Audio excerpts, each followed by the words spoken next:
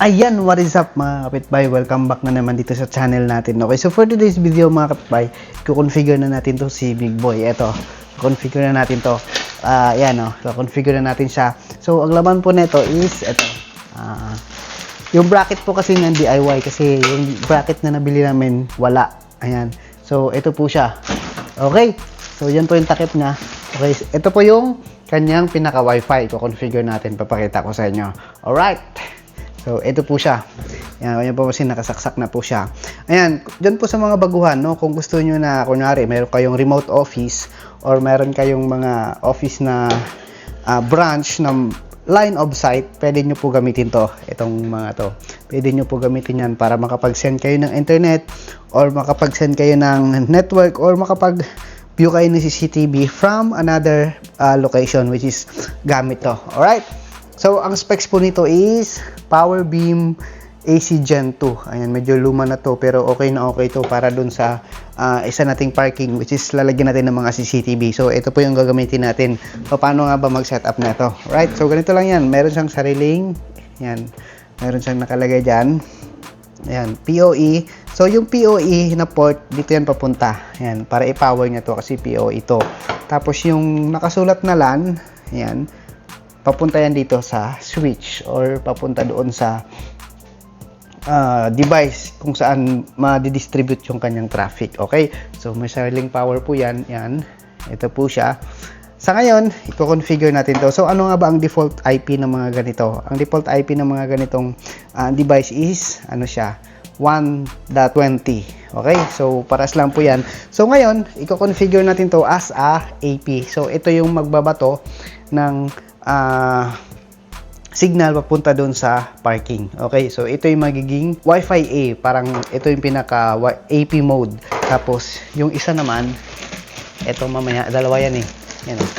Yung ito mamaya, ito yung isa na to, ito yung gagawin nating bridge mode. Okay? Alright, so ito configure natin tong isa na to. Right? Let's go. Pupunta tayo dito sa PC natin. So, ilalagay natin sa tripod yung ating camera dahil nga wala naman tayong cameraman. Okay? Ayan, nakakonect po siya.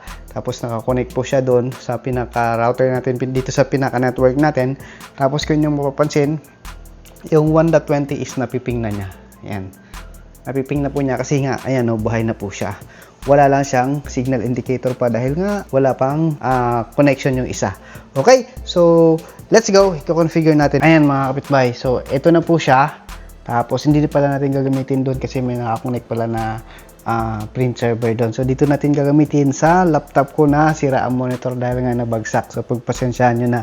So, let's go. I-configure natin to. Ayan. So, titingnan natin. I-configure natin to as AP. Okay? So, itong isa, gagawin natin bridge. Alright? So, let's go. Andito tayo sa maganda nating laptop. Ayan. So, pasensya na, no? So, ang IP nito is 192.168.1.20. Ayan. Okay. Pag in-access nyo yung 20, may lalabas na ganyan. Punta ka na nito sa advanced. Tapos, baba mo. Ayan, dito. Ayan. Unang access mo is, may lalabas yan. Ayan. Select mo lang yung country mo. PH. Ayan, PH. Tapos, English. Tapos, ayan, agree mo lang. Ayan, tapos, continue. Wait lang, kukuha ako mouse. Ayan. So, lagay natin username is AP001. Tapos, yung password natin is yan. Ayan. Tapos, save lang natin. Save. Yan. Alright. So, ayan na siya. Medyo mabagal yung laptop ko. Bakit? Ayan. Ganyan mapapansin. Ayan na siya, oh. PowerBeam. So, wala pa siya. Kasi nga, wala pa siyang ka-remote. Ayan. Punta tayo dito sa ating network. Ayan. Dito sa network natin, kung nyo mapapansin, naka-bridge, diba? Ayan, naka-bridge. So, dahil nga, i-connect natin to kasi may router na tayo, may firewall. So, naka-bridge lang po dapat para same network ang makukuha niya doon sa VLAN na ilalagay natin. Okay? So, kapag ginawa mo kasing router yan, magkakaroon sila ng DHCP server. Parang nagkabit ka ng panibagong router. So, dahil nga hindi na natin kailangan ng router, so, naka-bridge na lang siya. Ayan, naka-bridge na po siya. Tapos, configuration, punta tayo sa advanced. Ayan. So, yan po yung kanyang configuration. Okay lang po yan. Auto IP leasing. Ayan, naka IPv6. Pwede mong i-disable yung IPv6. Ayan. Tapos, naka-static IP po siya. So, dahil nga, isusunod natin to dun sa configuration ng VLAN natin. Nakikita nyo ba? Isusunod natin to dun sa configuration ng VLAN natin. Ang gagawin natin, palitan natin yung IP na to. 172.16.21.80. 80 to eh. 80, tama. Ito yung magiging AP natin. Okay, 80 po siya. Tapos 255, tapos palitan natin 172.16.21.1. So, ito yung gateway ng ating VLAN na pagkakabitan. Alright, let's go. Wala na muna tayong babaguhin dito sa network niya. Save lang natin. Save. Ayan. Save natin. Tapos wait lang natin para mag-restart, diba? Ayan, nagre-restart po yan. Sorry. Tapos mamaya, lilipat na po yan sa 172.16.21.80. Nakikita nyo ba? Parang malabo ah. Tingnan natin kung napiping na. Ping 172.16.21.80. Ayan, napiping na po siya. So, diretso na natin access to. Palitan na natin to. 172.16.21.80. Ayan. Pasok na po siya. Ayan. Advance. Tapos, proceed lang. Ayan. Okay. Ayan mga kapitbahay, kanyo ba pansin? Naging 80 na po siya. So, ilalagin na natin siya. AP001. So, lagay natin dito password. Ayan. So, ayan. Nag-login na po siya. Okay. So, napalitan na natin yung kanyang IP. Tapos nabago na rin natin yung network mode. So, ang susunod mong gawin is punta ka sa wireless. Ayan. Dito sa services, marami po yan. Kalikutin na lang po nyo kung ano gusto nyo mangyari. Ayan. Dami po yan. Tapos dito sa system, kikita nyo lahat yan. Andyan po lahat, no? Hindi mo mapapansin. Ayan. Pero ngayon, ang concern natin is para makonect natin. Punta ka rito sa wireless. Tapos, tingnan nyo kayo papansin. Ayan, o. Basic wireless settings. Ayan. So, dapat naka-access point. Ayan. Naka-access point. Ayan. Kasi, pwede ring PTP multi-mode, pero access point kasi isa lang naman ang magko-connect. Ayan. Off na rin. So, ilalagay natin sa 40. Frame, lagay natin is flexible na lang. Okay? Tapos, ilalagay natin control. Pwede mong baguhin, pwede mong hindi. Nasa sa inyo na po yun, no? Kung babaguhin yan o hindi, nasa sa inyo na po yun. Ayan, depende po sa gusto nyo configuration. Okay? So, dahil sa atin, i-auto na lang natin. Tapos, yung SSID, ang gagawin natin is main office. Main office. So, ganon. Lalagay natin yung SSID name. So, medyo mahirap yung SSID name, ah. So, okay na yan, main office para alam na alam, di ba? Yan. Tapos dito, pwede mo siyang i-edit pero okay lang yan na ganyan. Yan. Yung power, output power, pwede mong isagad para mas malakas, di ba? Tapos dito sa WPA, pwede mong i-enterprise, pwede mong i-personal, di ba? Ganun.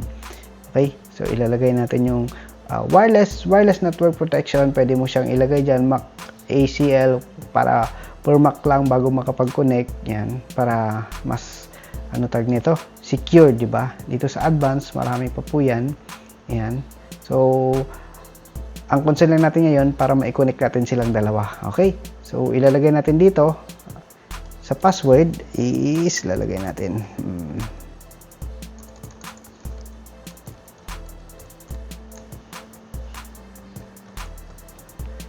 Yan yung kanyang password. Tapos, wala ka ng ibang babaguhin. So, data max rate, i-auto na lang natin. Data method, pwede rin i-auto mo na lang para hindi ka na mahirapan. Yan. So, importante, naka-access point mode siya. Tapos, ang gagawin natin is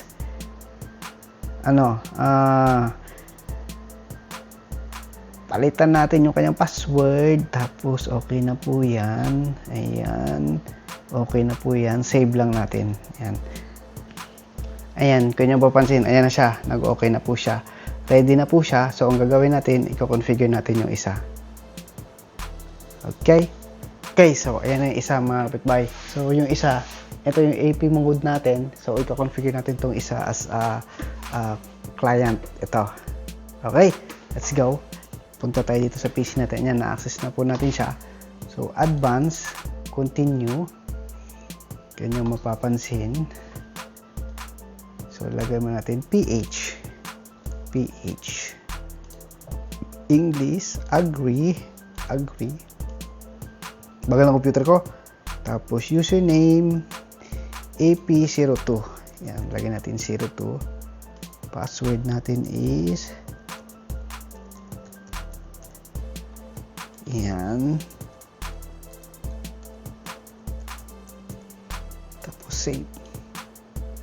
Oy, laptop, ano ba? Yan, so yan po yung dashboard niya. So punta tayo dito sa network mode ulit. So bridge. Tapos i-advance lang natin. Palitan natin yung IP nito ng 81. 172.16.21.81. So yung isa kasi 18 eh. Ay 80 eh. 16.21.1.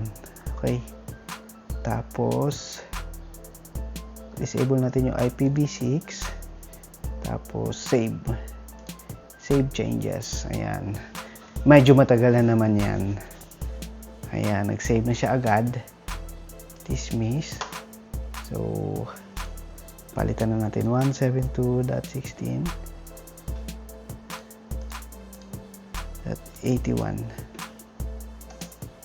Ayan, pasok agad. Let's go. Yan. So, login ulit natin. AP02. Tapos yung password natin. Login. Tapos punta tayo dito sa dito sa ating wireless. Ayan, ganyan mapapansin. Ayan, so, eto, PTP mode. Tapos dito, select natin yung makikita natin. Ayan. Ayan, ito, main office. Kaya yung mapapansin, yung signal strength niya is negative 40. Ayan, nakatutok yung dalawa na yan. Ayan, nakatutok po sila. Ayan, kaya yung mapapansin, ayan Ayan, kaya wala pang wala pang plato. So, tingnan mo yung nakukuha niyang signal. Ayan, main office, power bin, AC2. Tapos, yung DBM niya is, 40, negative 40. Tapos, 5 GHz kasi malapit lang sila. So, select lang natin yan. Tapos, yan. Ayan mga kapitbahay, kung nyo mapapansin, tingnan mo yung status niya. Ayan, full bar na siya. Kung nyo mapapansin, ito full bar na rin siya. Ayan diba? Connected na po silang dalawa. Tingnan mo mapapansin. Ayan tingnan mo naman yung throughput, ang laki. Throughput, tsaka throughput, press 345 kasi nga, magkalapit lang talaga sila. Ayan. Kung nyo mapapansin, na-access ko na yung 81, yung second, na-access ko na yung AP. Ayan, 80, 81 kasi yung IP na ito. Kung nyo mapapansin dito sa throughput niya, yan mapapansin, signal niya. Yan, itong signal na to, yan, doon ka titingin kung ilang dBm para ma-adjust mo silang dalawa. Ayan, kunwari, pagpapantayin nyo or ilaline na nyo, kung nyo mapapansin, ayan paras na paras sila. Kasi nga magkalapit lang. So magbabago yan kapag nasa kabila ng isa. Kaya mo yung throughput niya, parehas na parehas. Diba? Kung nyo mapapansin, pag in-adjust mo yan, magbabago yan. Ayan. So transfer power is 4 dBm. Ayan. Tapos dito sa baba, marami po to more details. Makikita mo yung map neto. Ayan, dami pong features na itong ganitong ano. Pero ang purpose lang kasi natin para makonect lang natin. Hindi na natin masyadong galawin to. Ang importante lang makadaan. Okay, kung nyo papansin, gagalawin ko to. Ililihis ko doon. Ayan, chip. Ayan, nakalihis na po siya. Ayan, kung nyo papansin, magbabago po yan. Ayan, tinan mo yung throughput niya. Refresh natin. Ayan, tinan mo yung isa. Naging 338 na lang yung isa. Ayan. Okay, tapos yung DBM niya, and malapit pa rin kasi malapit talaga siya, hindi siya nagbabago. Pero kung inyo mapapansin, yung throughput transfer niya, nagbabago-bago po yan. So, ilihis natin, talikod natin. Ayan, dapat na spin to. Ayan, kung inyo mapapansin, refresh natin. Ayan, tingnan mo bumaba. 200, yan, bumabalik. Pero dahil nga, nagbo-bounce back kasi yan eh. Yan, yung mapapansin. Yan, bumababa po siya. Ayan, tapos yung, ano niya, tumataas yung DBM niya. Kanya mapapansin, kapag hinarangan natin yan, or iharangan natin tong isa. Ito, harangan natin na ito. Ayan, kanya mapapansin, yan o. Tingnan mo, umabot na siya ng 56. Signal niya naging 56. Yan, kasi nga siyempre nagba-bounce back. Pero pag tinanggal natin yan, yan, tinanggal natin. Ayan, tinan mo. Bumabalik. So, nagiging okay po siya. Ayan, yan po yung purpose ng dish na to. Ayan, mapansin, lagay ulit natin. Ayan, tinan mo, tumataas agad. Nagiging 57 agad. 48. Ayan, tapos bumababa yung throughput niyan. Ayan, bumaba yung throughput yan. 199 na lang. Okay? So, napakalaki na talaga ng trabaho nitong dish na to. Yan talaga. Okay. So, ganun lang po mga kapitbahay. Ganun lang ka-basic mag-configure nito. Configure mo yung main as an AP, tapos configure mo yung isa as a bridge. Tapos, kapag i-configure mo, isi-search mo yung AP name nito, tapos connect, ilalagay mo lang yung password nito, automatic magko-connect na po yung dalawa na yan. Right, so let's go. Hanggang dito na lang, na-configure na natin. So ready to kabit na to, ikakabit na lang natin. Inaantay ko lang yung maintenance namin para siya yung magkabit ng pole para mailagay na natin yan. Alright, so maraming salamat, God bless and peace. Sana may natutunan na naman kayo for today's video. Bye bye.